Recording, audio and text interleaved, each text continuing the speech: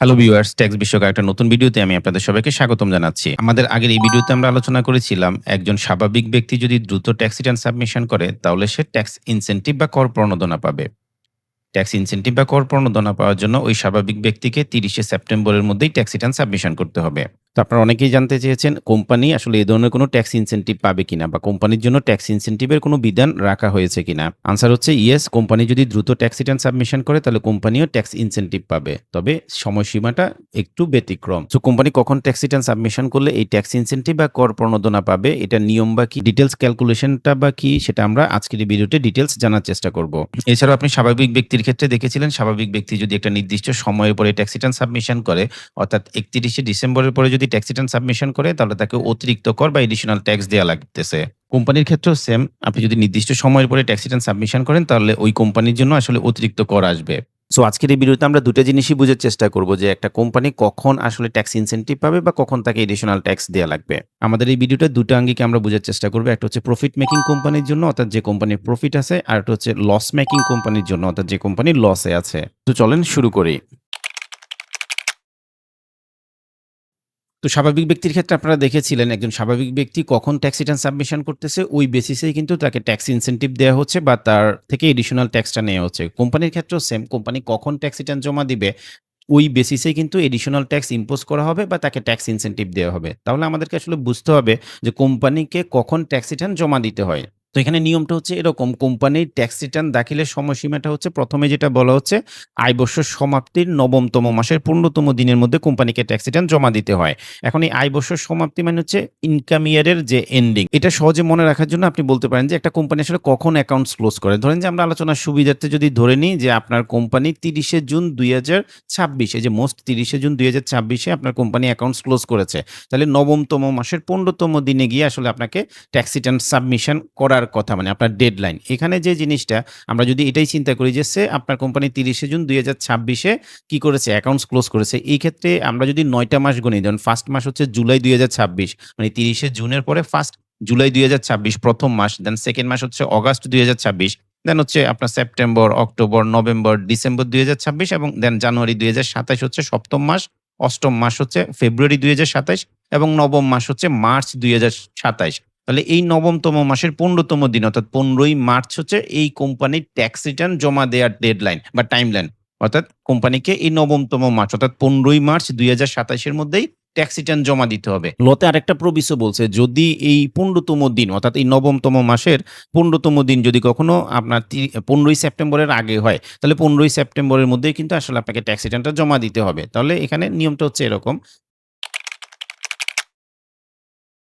এই নবমতম মাসের ১৫তম দিনটাকে মাথায় রেখে এনবিআর হচ্ছে কোম্পানির জন্য ৩ টা ক্যাটেগরি সাজেস্ট করেছে, মানে ট্যাক্স ইনসেনটিভ বা এডিশনাল ট্যাক্স ডিটারমাইন করার জন্য। ১ম যে ক্যাটেগরিটা সেটা হচ্ছে এই যে আপনাকে যেটা বলেছে যে সময়সীমা অতিক্রান্ত হইবে ২ মাস পূর্বে। কোন সময়সীমা?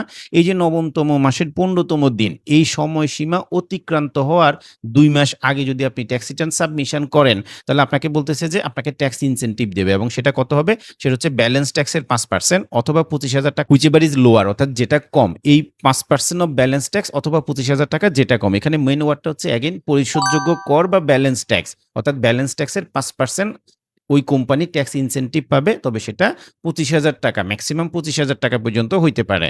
সেক্ষেত্রে এই ২ মাস পূর্ব বলতে যেটা বোঝাচ্ছে, আপনার ট্যাক্স রিটার্ন জমা দেওয়ার কথা হচ্ছে ১৫ই মার্চ ২০২৭, তার ২ মাস আগে অর্থাৎ ১৫ই জানুয়ারি ২০২৭ এর মধ্যে আপনি যদি ট্যাক্স রিটার্ন সাবমিশন করেন তাহলে আপনি এই ট্যাক্স ইনসেনটিভটা পাবেন।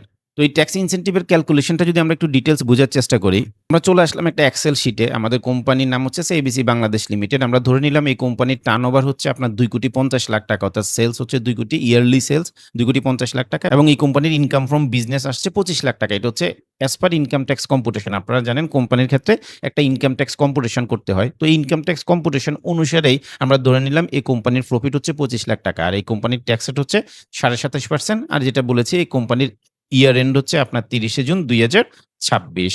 তো এখন যদি আমরা সলিউশন পার্টে আসি, তাহলে দেখেন এখানে ইনকাম ফ্রম বিজনেস অর্থাৎ অ্যাজ পার ইনকাম ট্যাক্স কম্পুটেশন এই কোম্পানির ইনকাম আসছে ৳২৫,০০,০০০। এই ৳২৫,০০,০০০ ২৭.৫% এই কোম্পানিকে আসলে ট্যাক্স দেয়া লাগবে। তাহলে ২৭.৫% এ কত? ২৭.৫% এ হচ্ছে ৳৬,৮৭,৫০০ এই অ্যামাউন্টটা।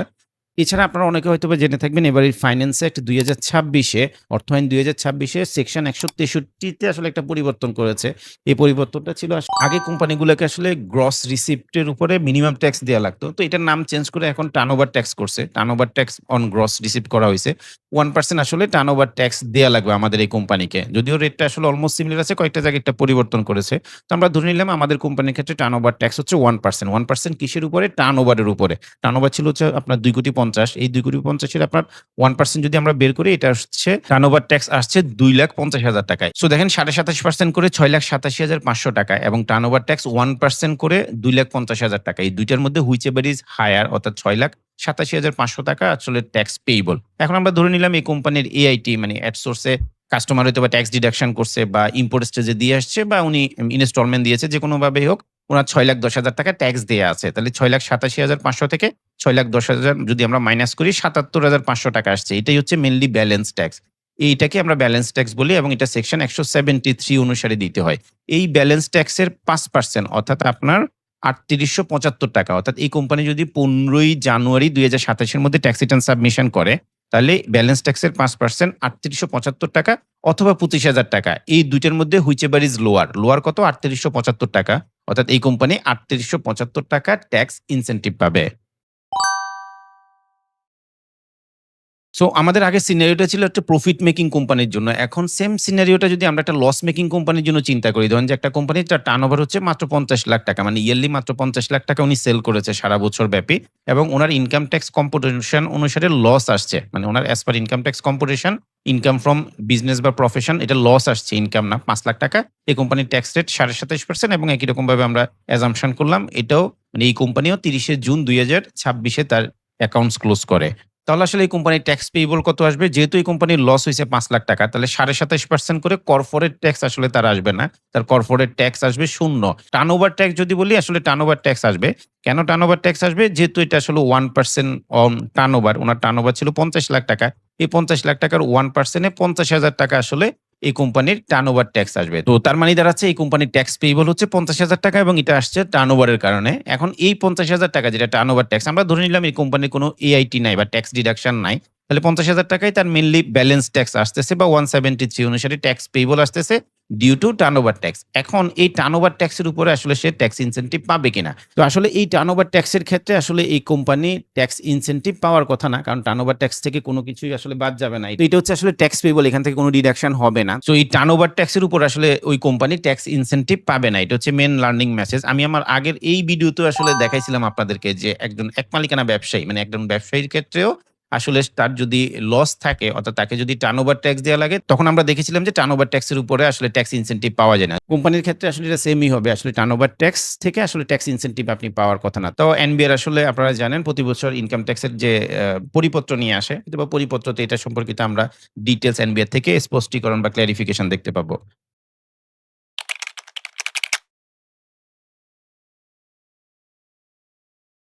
সো এতক্ষণ আলোচনা করেছিলাম ১ম ক্যাটেগরি। এখন আমি যদি 2nd ক্যাটেগরিতে যাই মানে রিটার্ন জমা দেওয়ার, সেক্ষেত্রে বলতেছে যে এই যে সময়সীমার পরে অর্থাৎ ওই যে ২ মাস পূর্বের যে সময়সীমা ওইটার পরে এবং আপনি ৯তম মাসের ১৫তম দিনের মধ্যে যদি ট্যাক্স রিটার্ন সাবমিশন করেন অর্থাৎ ১৫ই জানুয়ারি ২০২৭ এর পরে কিন্তু ১৫ই মার্চ ২০২৭ এর মধ্যে যদি আপনি আপনার কোম্পানির ট্যাক্স রিটার্ন সাবমিশন করেন, তাহলে আপনাকে বলতেছে কোন ধরনের ইনসেনটিভ আসলে এনবিআর আপনাকে দিবে না বা আপনার থেকে কোনো এডিশনাল ট্যাক্সও নিবে না। অর্থাৎ এটা একটা ফ্রি জোন টাইপের। এই সময়ের মধ্যে দিলে আপনি ইনসেনটিভও পাবেন না এবং আপনি এডিশনাল ট্যাক্সও আপনাকে দেয়া লাগবে না। এটা কিরকম? এটা হচ্ছে ১৫ই জানুয়ারি ২০২৭ এর পরে কিন্তু ১৫ই মার্চ ২০২৭ এর মধ্যে।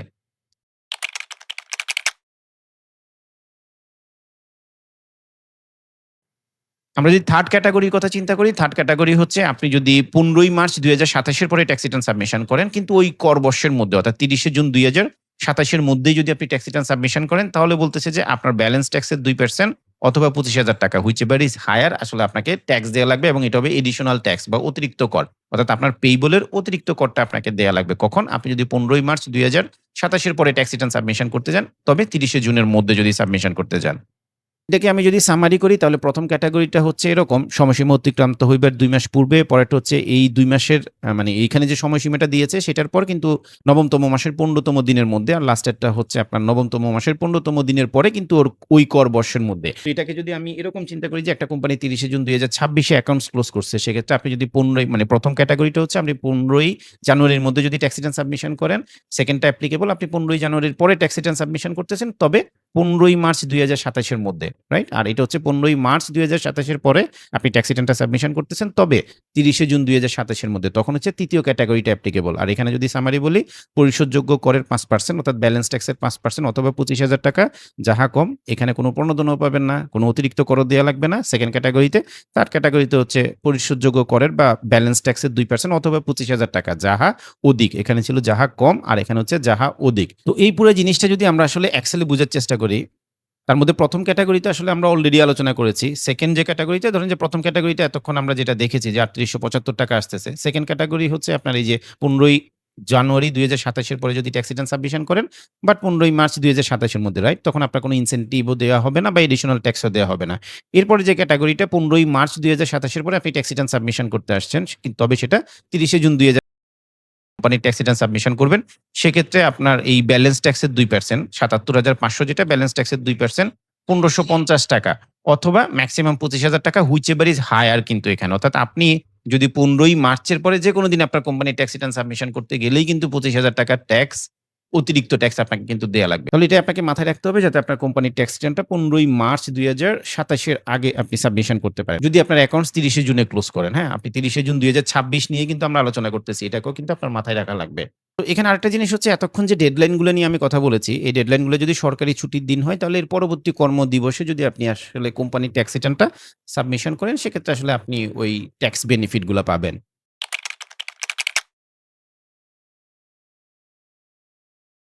তো আপনাদের একটা কোয়েশ্চেন থাকতে পারে যে আপনি ৩০ জুন ২০২৭ পর্যন্ত আসলে আলোচনা করেছেন। এরপরে হলে কি হবে? মানে একটা কোম্পানি যদি ৩০ জুন ২০২৭ এর পরে ট্যাক্স রিটার্ন সাবমিশন করে, অর্থাৎ নির্দিষ্ট কর বর্ষের পরে, তাহলে কি হবে? এক্ষেত্রে যেটা বলা হচ্ছে যে ধারা ১৭৪, সেকশন ১৭৪ অনুসারে আসলে আপনার কোম্পানিকে ট্যাক্স দেয়া লাগবে। তো সেকশন ১৭৪ নিয়ে হয়তোবা আমরা পরবর্তীতে কোনো ভিডিও আপলোড করার চেষ্টা করব।